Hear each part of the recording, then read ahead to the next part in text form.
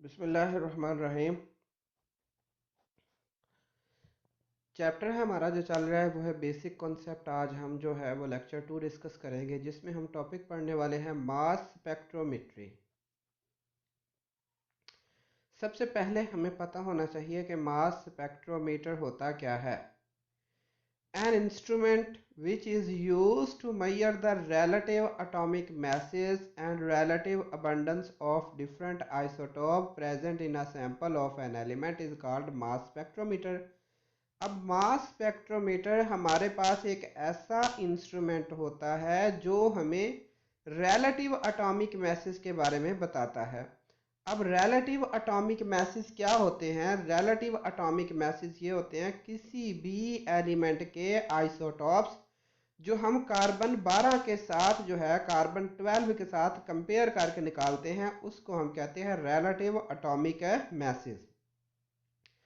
And relative abundance of different isotopes, और isotopes की relative abundance के बारे में भी ये हमें बताता है कि अगर किसी एलिमेंट के 3 आइसोटॉप्स हैं तो पहला कितने परसेंट है, दूसरा कितने परसेंट है और तीसरा कितने परसेंट है। नेचुरली तौर पर जो आइसोटॉप्स हैं वो एक दूसरे के साथ कितनी परसेंटेज के साथ मौजूद हैं, इस चीज़ को हम कहते हैं relative abundance of different isotopes. अब ये हमें कौन बताता है? ये हमें मास स्पेक्ट्रोमीटर बताता है। अब relative abundance present in a sample of an element is called mass spectrometer. अब नेक्स्ट जो है वो हमारे पास आ जाता है टाइप्स ऑफ मास स्पेक्ट्रोमीटर।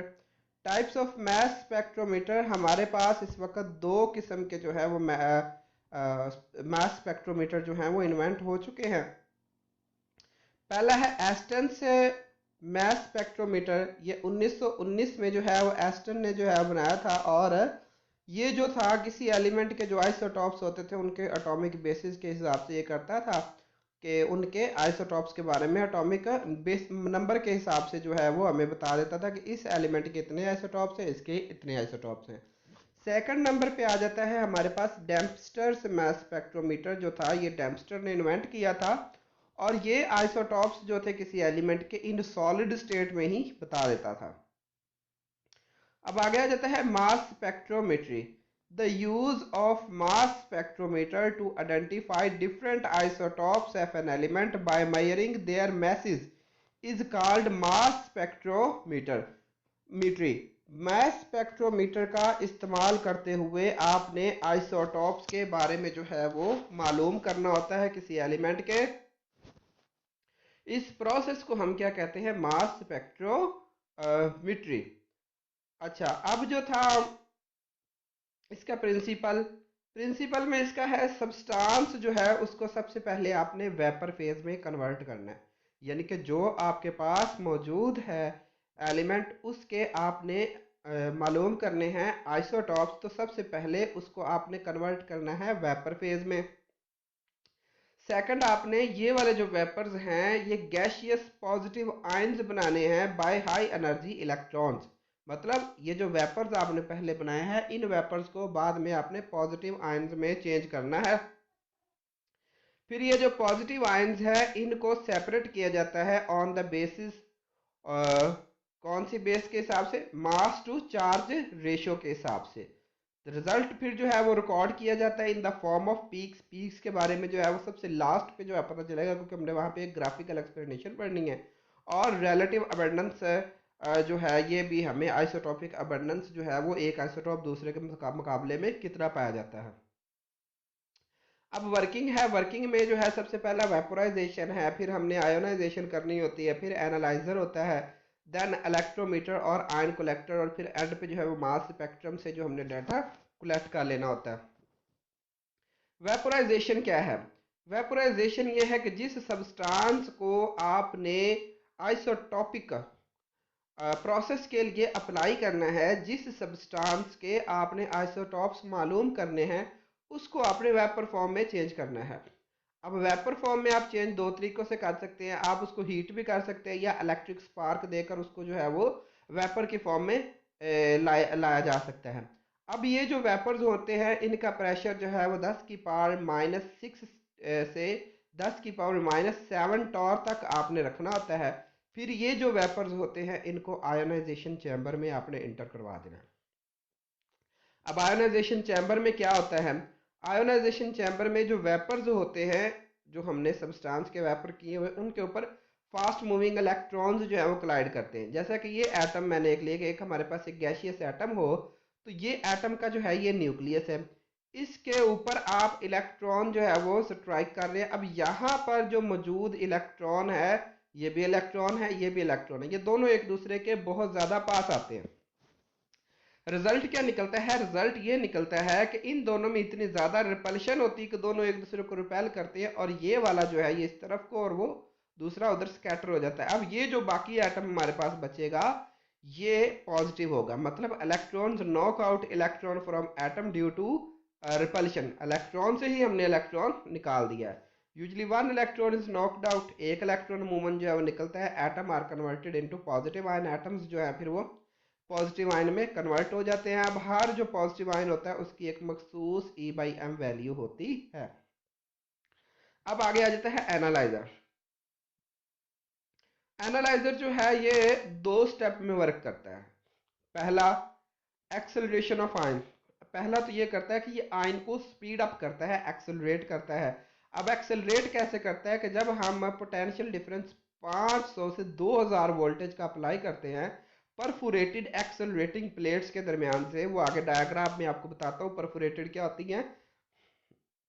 ये जो पॉजिटिव आयन्स होते हैं जब इनको एक्सेलरेट कर लिया जाता है फिर ये स्ट्रांगली अट्रैक्ट होते हैं नेगेटिव प्लेट की जानब, और यूं जो है ये एक्सेलरेट हो जाते हैं। अब आ जाता है दूसरा, आता है डिफ्लेक्शन ऑफ आयन्स। अब ये जो एक्सेलरेटेड आयन पीछे आपने लिए हैं इनको फिर अलाउ किया जाता है कि मैग्नेटिक फील्ड में से गुजरे, जिसकी स्ट्रेंथ हम एच कंसीडर करते हैं। अब जो मैग्नेटिक फील्ड है उसने इन आयन्स को मास टू चार्ज वैल्यू के हिसाब से बेंट कर देना होता है। अब जब बेंट होते हैं तो बेंट होने के बाद मैग्नेटिक फील्ड जो है उनको मूव करवाती है सर्कुलर पाथ में। अब ये जो सर्कुलर पाथ होता है ये एटम की डिपेंड करता है m/e वैल्यू पे। जिस आयन की मखसूस m/e वैल्यू होती है वो ग्रुप्स की शक्ल में एक खास जगह पे जो है वो गिरना शुरू हो जाते हैं इलेक्ट्रोमीटर पे। अब इलेक्ट्रोमीटर क्या होता है, इलेक्ट्रोमीटर जो है इसको हम आयन कलेक्टर भी कहते हैं। अब जो इलेक्ट्रोमीटर है ये एक करंट डिवेल्प कर देता है जब इसके ऊपर आके आयन टकराते हैं। अब mathematical relationship m/e is equal to H square R square over 2e। अब h क्या है, strength of magnetic field, e क्या है, strength of electric field, r क्या है, रेडियस ऑफ सर्कुलर पाथ। अगर आप e इंक्रीज कर देते हैं लेकिन h कांस्टेंट रखना है तो क्या होगा, जो पॉजिटिव आयन जो है m/e वैल्यू वो डिफरेंट पे जो है वो फार होना शुरू हो जाती है। क्या होता है जी, जब आपने e बढ़ाया h कांस्टेंट रखा तो r की वैल्यू बढ़ जाती है। जब आप e बढ़ाएंगे इलेक्ट्रिक करंट की वैल्यू बढ़ा देंगे, h को आप कांस्टेंट ही रखते हैं, तो रेडियस, रेडियस क्या है, बेंट होने वाला जो पॉइंट उसका जो मास स्पेक्ट्रोमीटर में आयंस बेंट हो रहे हैं अपनी अपनी मास टू चार्ज रेशो के हिसाब से उनका रेडियस बढ़ जाएगा, और वो एक मखसूस जगह पर डिफरेंट डिफरेंट प्लेसेस पे हर आइसोटोप अपने अपने मैस के मुताबिक गिरता जाएगा। अब हर आयन जो है एक छोटा सा करंट डिवेल्प करता है, जो स्ट्रेंथ होती करंट की वो हमें रिलेटिव अबंडेंस ऑफ आइसोटोप देती है। जितनी वैल्यू m/e छोटी होती है उतना कम जो है वो एटम का रेडियस होता है, जितना कम रेडियस होता है उतना छोटा एटम यानी कि उसका मास कम होता है। अब ये हमारे पास एक मैस स्पेक्ट्रोमेट्रिक मैट्रिक जो है वो एक अरेंजमेंट है। यहाँ से हम नियोन गैस इंटर करवा रहे हैं, फर्ज करें कि हम नियोन गैस की स्टडी कर रहे हैं, नियोन गैस के हम आइसोटॉप मालूम कर रहे हैं, तो ये सबसे पहले गैशियस फॉर्म में है। जब ये गैशियस फॉर्म में है तो यहाँ पर इसको गुजारा जाता है जहाँ पे ये हीटेड फिलामेंट है, और इलेक्ट्रॉन की बीम इन गैस के मालिक्यूल पे मारी जाती है। अब क्या होता है, इलेक्ट्रॉन की बीम मारने से ये जो गैस है इसमें से एक इलेक्ट्रॉन निकल जाता है और ये पॉजिटिव आयंस की शक्ल में मौजूद होते हैं। अब चूंकि हम इलेक्ट्रिक पोटेंशियल भी बढ़ा रहे हैं तो ये जो पॉजिटिव आयन है ये इस तरफ मूव करना शुरू कर देंगे, क्यों? क्योंकि आयंस पे क्या चार्ज है? पॉजिटिव। और इस परफोरेटेड, ये रही सुराखदार, अब ये देखिए इस पे ये जाली नुमा है, छोटे छोटे सुराख हैं, तो इसलिए हमने इसको कह दिया negative grid. Perforated negative grid की तरफ ये अट्रैक्ट होंगे। अब जब अट्रैक्ट होंगे, क्योंकि हमने इनको हीट किया होगा, इनमें से जो है वो इलेक्ट्रॉन भी इजेक्ट हुए होंगे, पॉजिटिव है तो इस नेगेटिव प्लेट की जानब इन्होंने अट्रैक्ट होना है। लेकिन ये इनकी स्पीड इतनी ज्यादा तेज होती है कि इन सुराखों से गुजर जाएंगे, मतलब नेगेटिव प्लेट ने भी मजीद इनको एक्सेलरेट ही करना है। तो ये इन प्लेट से गुजरते हुए यहाँ पर आगे जो दो स्लिट्स रखी होती है, छोटा सा सुराख होता है, इस सुराख से गुजरते हुए ये एनालाइजर, जिसको हम मैग्नेट कहते हैं, इसके ऊपर फॉल करते हैं। अब मैग्नेट ने क्या करना है, इनको मास टू चार्ज रेशो के हिसाब से जो है वो बेंट की है। यहाँ पर आपको 3 लाइनें दिख रही हैं, ये मुख्तलिफ मुख्तलिफ किस्म के मैसेज है। जो ये सबसे पहली इधर को है, ये वाली जो है उस आइसोटॉप की है जिसका मैस सबसे कम है। जब मैस सबसे कम है तो उसकी मास टू चार्ज रेशो कम आए, मतलब जितना थोड़ा मास टू चार्ज रेशो होती है उतनी ज्यादा ये बेंडिंग ज्यादा होती है। देखिए ये एक सर्कुलर पाथ बन जाता है, जिसको आप रेडियस कहते हैं, जिसको इक्वेशन में आर के नाम से दिया गया कि अगर आप इलेक्ट्रिक फील्ड अप्लाई करते हैं तो मैग्नेटिक फील्ड से होते हुए आइसोटॉप्स जो है वो एक खास एंगल पे जो है वो बेंट होंगे। अब क्या हो रहा है कि जिस आइसोटॉप का मास कम है वो इधर है, जिसका उससे ज्यादा वो ये, जिसका सबसे ज्यादा वो ये वाला होगा। ठीक है, अब ये जिसके ऊपर गिर रहे हैं इसको हम कहते होते हैं आयन कलेक्टर या इलेक्ट्रोमीटर। ये पॉजिटिव आयन जब इस आयन कलेक्टर पे आके फॉल करते हैं तो एक मखसूस करंट की वैल्यू देते हैं। छोटा सा करंट करंट जो है वो प्रोड्यूस करते हैं। उस करंट की वैल्यू को आप मेजर करके जो है वो फिर हम मालूम क्या करते हैं, relative abundance of isotope और masses of isotope। अब आता है मास स्पेक्ट्रम। अब जो पीछे रिजल्ट मास स्पेक्ट्रोमेट्री से हमारे पास आता है उसको रिकॉर्ड किया जाता है ग्राफ की शक्ल में, जिसमें पीक्स होती हैं। अब वो पीक्स क्या है, ग्राफ कैसे ड्रा करना है, the relative number of ions are present on Y axis.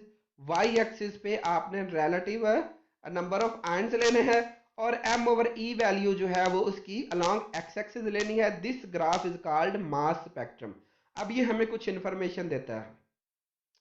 पहला क्या है, the number of peaks gives the number of isotope. जितनी ज्यादा ग्राफ में पीक्स बनती हैं उतने ही आइसोटॉप्स होते हैं। दूसरा, the height off peak give relative abundance of isotope. जितनी हाइट होगी पीक की उतना वो जो है वो आइसोटॉप ज्यादा कसरत से जो है नेचर में पाया जाता है। The position off peak give mass number of isotope. जो एंड पे पोजीशन होती है पीक की वो मास नंबर हमें देती है। अब मास स्पेक्ट्रम को समझने के लिए ये हमारे पास एक ग्राफ है। देखिए ये रिलेटिव अबंडेंस, ये इस तरफ को हमने वाई एक्सिस पे ली है, मास टू चार्ज रेशियो इस तरफ लिया है। अब जब हम नियोन की स्टडी कर रहे होते हैं ना, ये मास स्पेक्ट्रम है नियोन का, तो उसमें 3 इस तरह की जो है वो पीक्स बनती है। ये जो पॉइंट होता है हर लाइन का, ये सबसे ऊपर वाला पॉइंट, ये जो ग्राफ में एक पीक का लफ्ज मैंने होता है चोटी, तो ये सबसे ऊपर वाला जो पॉइंट है ये इसकी पीक कहलाता है।